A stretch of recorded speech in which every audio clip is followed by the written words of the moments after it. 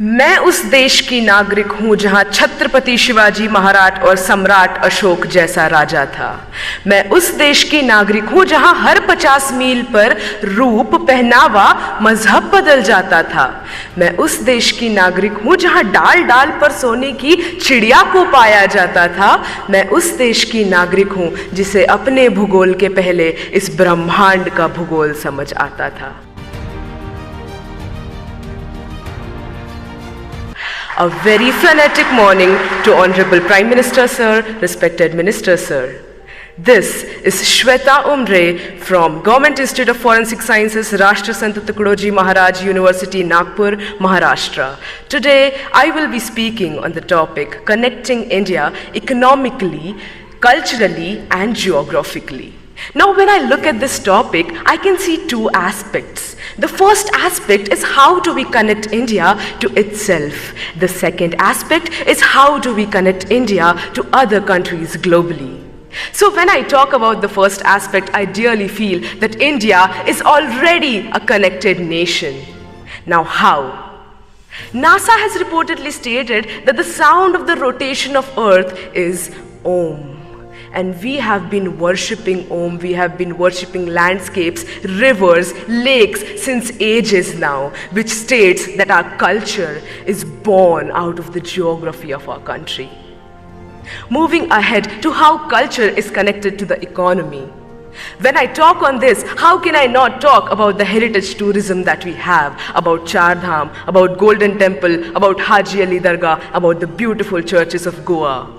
This heritage tourism generates revenue for our nation, and this revenue helps us build a better, a stronger economy. And that we have a stronger economy now, it is possible for us to reach to the portions of the country that are in the most remote areas.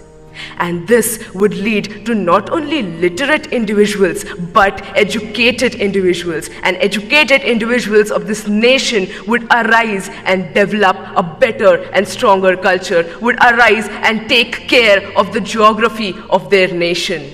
And when this would happen, our India would arise.